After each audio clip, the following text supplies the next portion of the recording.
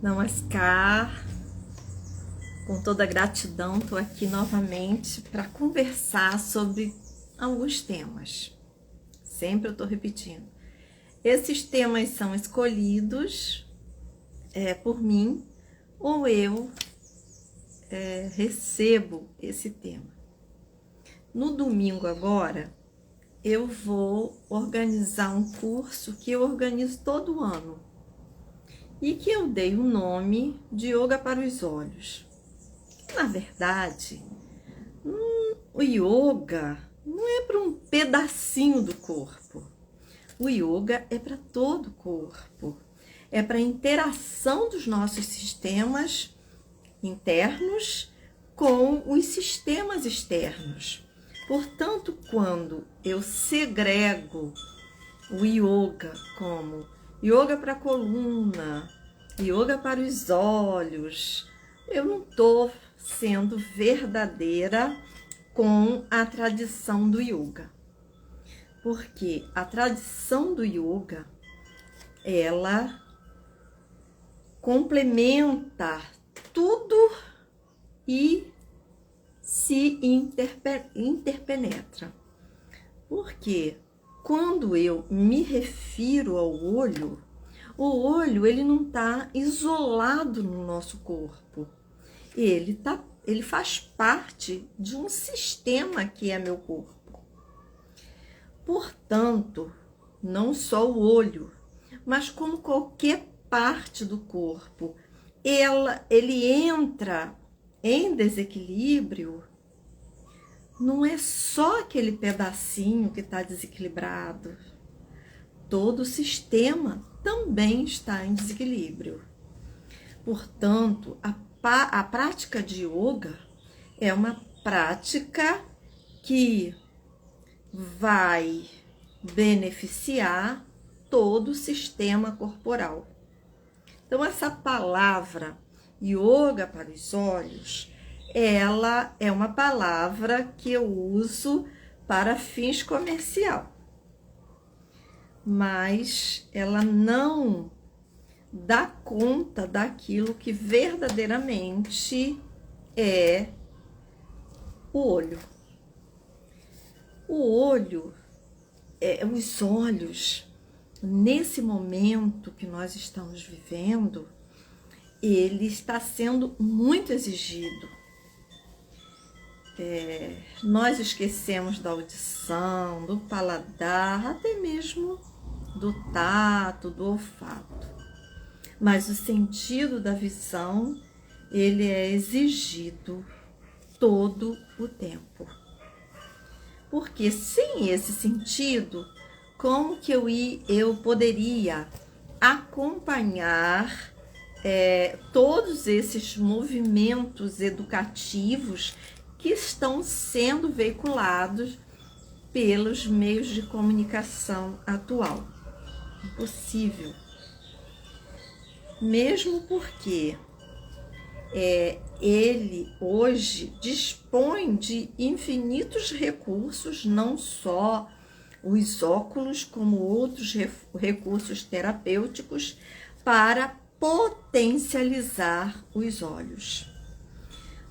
Daí, uma pessoa que está num trabalho, num estudo, e está seguindo a vida, ela descarta a ideia de que em algum momento ela vai precisar de óculos.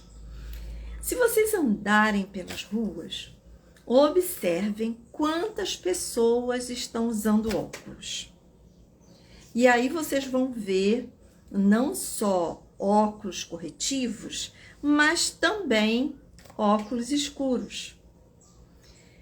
Já pensaram quanto que essa indústria hoje está arrecadando?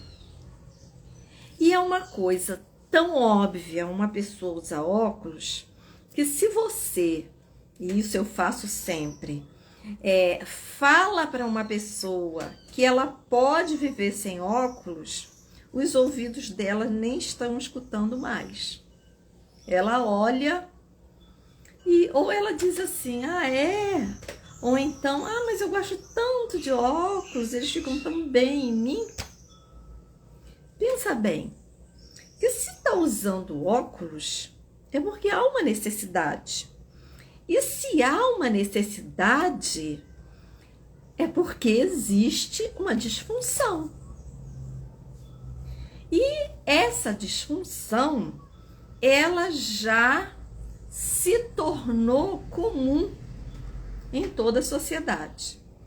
Eu me lembro que por volta de 30 anos, quase 40 anos, várias pessoas diziam assim para mim: ah, não vai ter jeito, ninguém escapa dos óculos.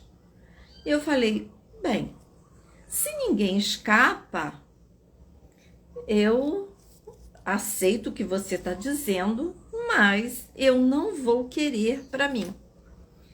Eu ouvia também, ah, os seus olhos são olhos claros. E os olhos claros, eles são mais enfraquecidos. Há necessidade do óculos. Bem, eu tinha na minha mente um firme propósito de não usar óculos.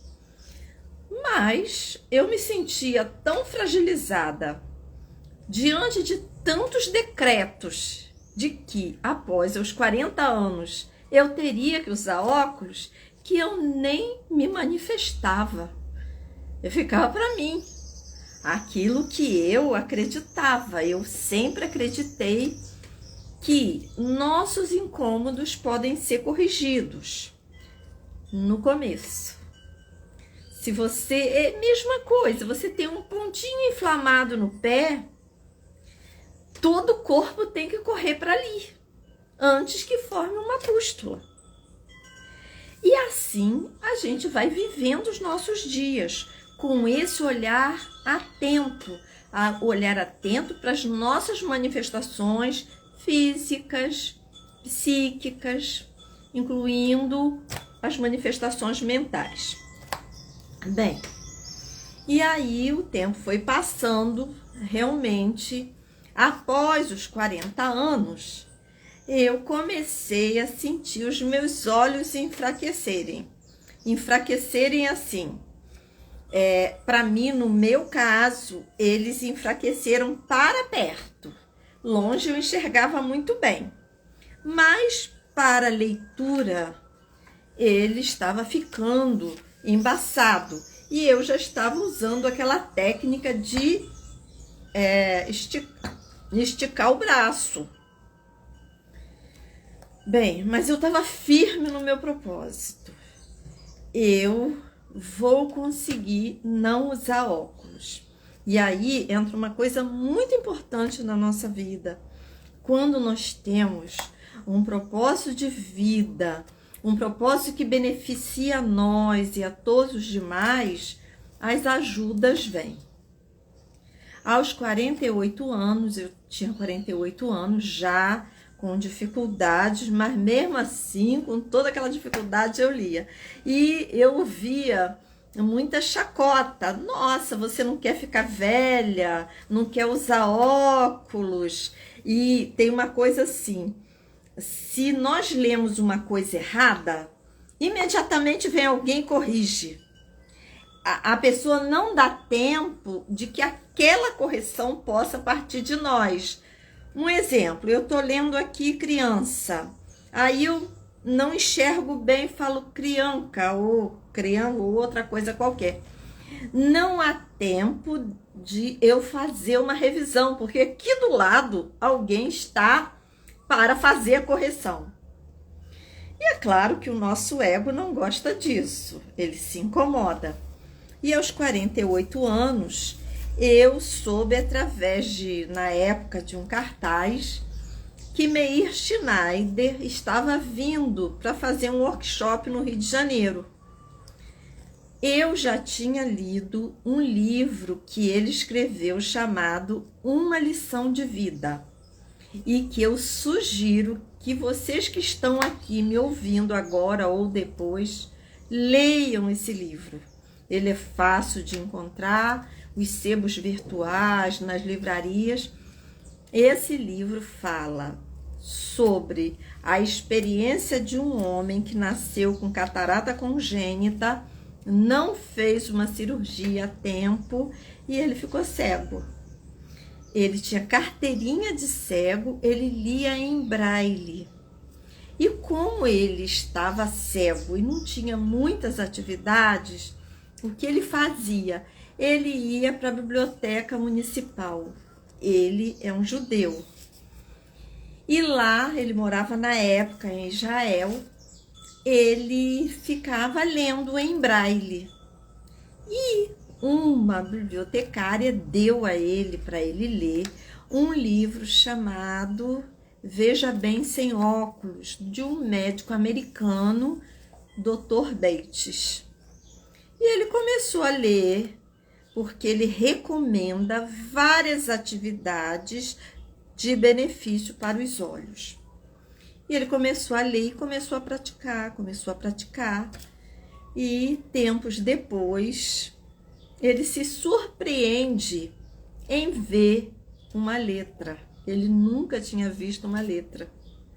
E ele levou um susto tão grande que passou a não enxergar de novo. Mas naquele momento foi um divisor de águas. Ele percebeu que se ele continuasse com aquelas atividades, ele poderia ler. Bem, quando vocês lerem o livro Uma Lição de Vida, vão encontrar essa história que eu estou contando de forma mais ampla e com mais detalhes. E esse homem eu vim a conhecer quando eu tinha 48 anos. Ele fez um workshop lá na Urca, no Rio de Janeiro. Eu participei dos 3 dias do workshop, não fiz um curso de especialização, eu fiz só esse workshop. Mas aquilo para mim foi suficiente, porque eu tive a oportunidade de conversar com ele. E eu contei para ele o que eu vinha recebendo de informações, de receita, e as pessoas dizendo sim ou não. Ah, você vai precisar, já está na hora de comprar óculos. Aí ele olhou para mim e disse assim: nós, seres humanos, não precisamos de óculos.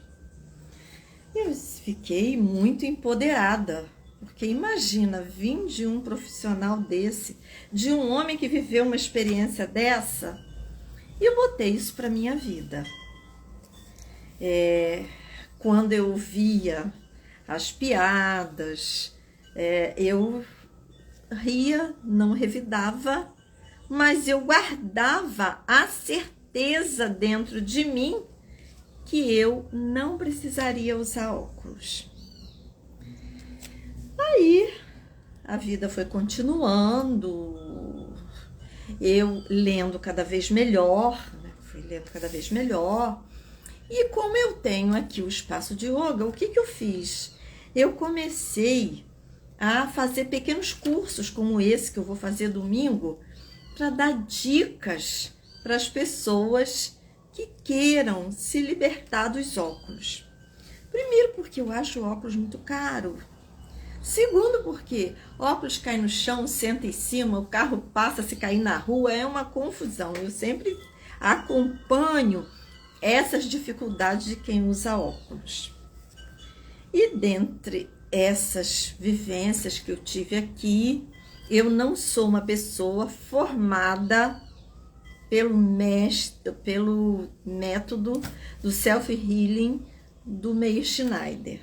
Mas, ao longo desses anos, eu venho estudando, eu venho experimentando, eu venho acompanhando depois da internet outros profissionais. E isso me fizeram poder chegar à idade que eu tenho agora, com 70 anos, olhando para longe, olhando para perto, eu lendo como eu gosto de ler.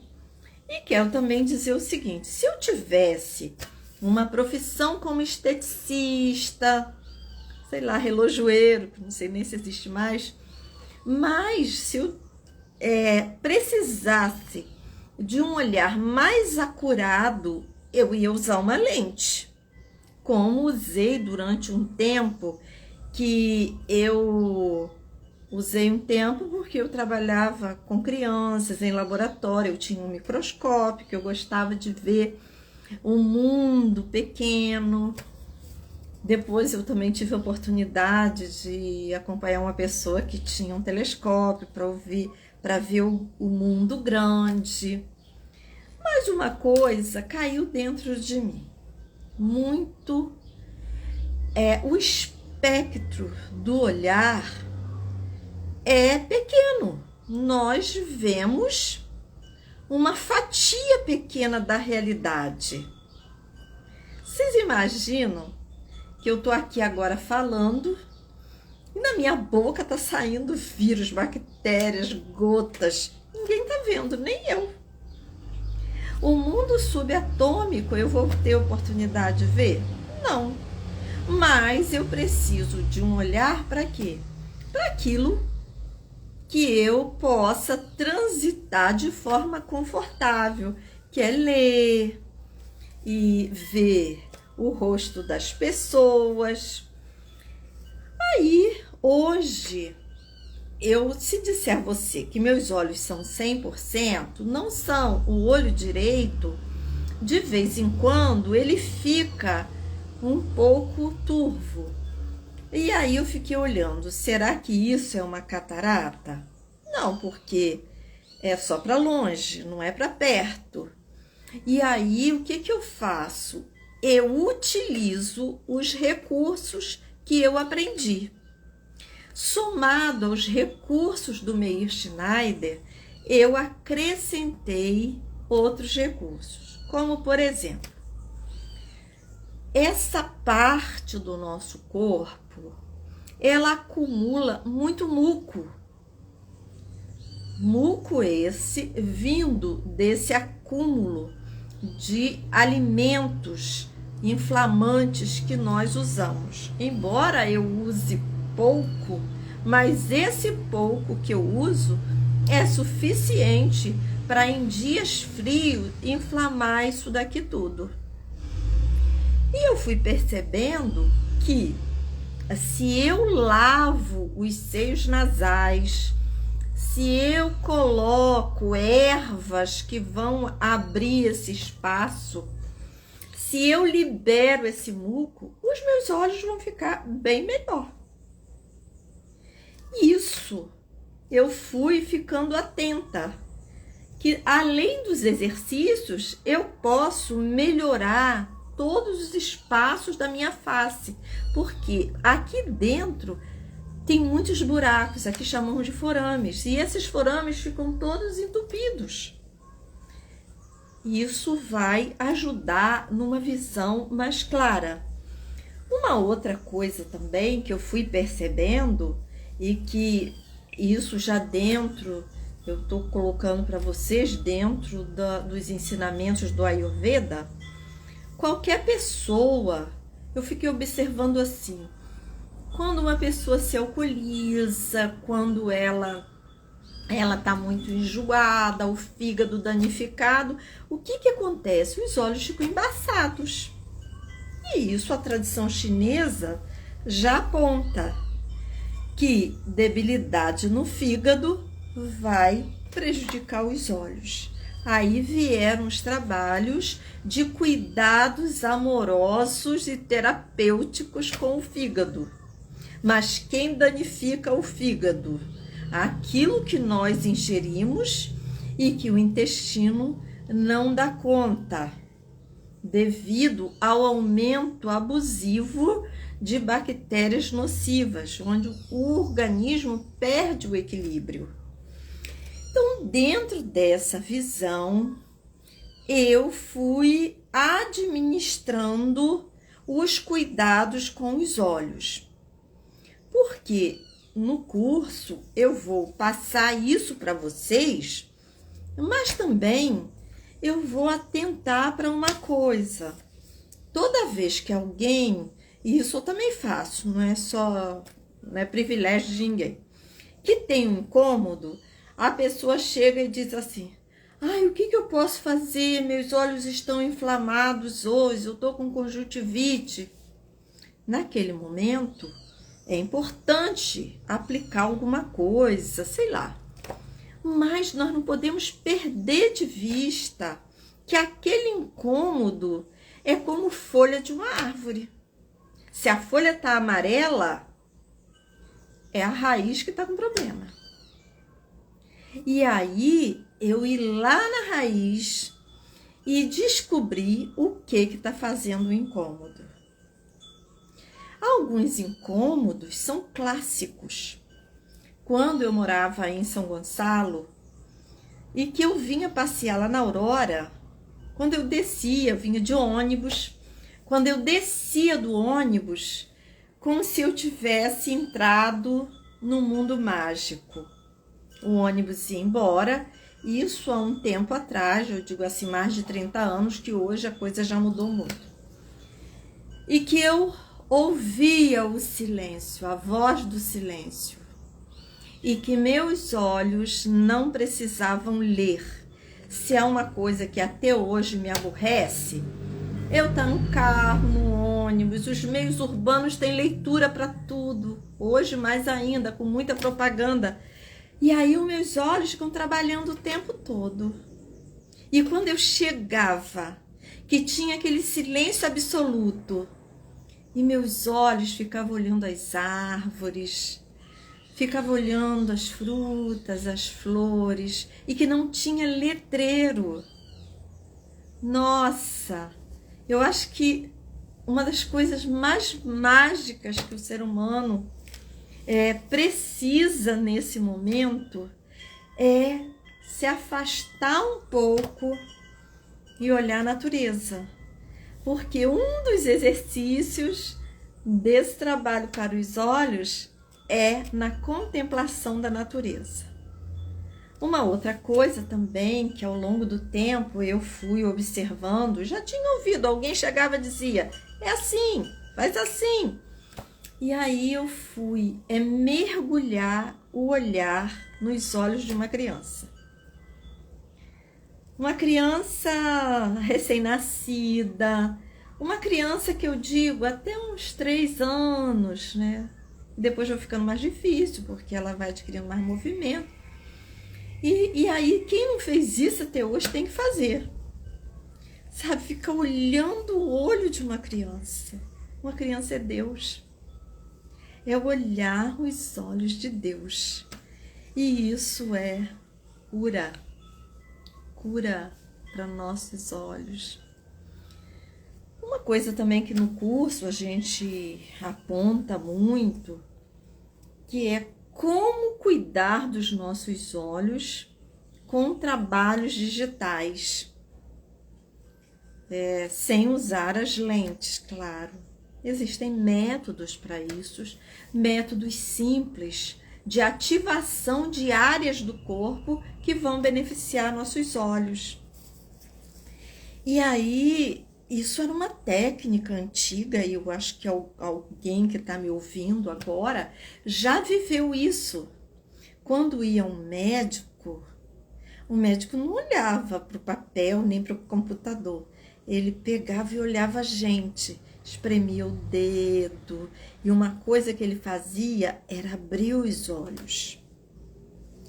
E isso faz parte de uma terapia de diagnóstico muito interessante, a que chamamos de iridologia, porque dentro do nosso olho tem todo o mapeamento dos órgãos internos, um mapeamento reflexológico, como tem nas mãos, como tem na orelha, como tem no pé, e dos olhos é muito interessante, porque os olhos, você pode estar aqui, uma pessoa, ela está dizendo assim, eu estou muito feliz. Mas se você tiver um pouco de observação, ela vai falar isso pelos olhos. Os olhos falam. Porque os olhos físicos estão conectados com o olho psíquico. E para dar mais uma dica para vocês, um filme que está no YouTube chamado Super-Humanos, uma experiência que foi feita na Rússia. E essa experiência, eles desenvolveram o olhar psíquico, o terceiro olho. Então tem uma cena no filme, as crianças com o olho vendado andando de bicicleta. É um filme muito interessante sobre a nossa capacidade extrasensorial de olhar.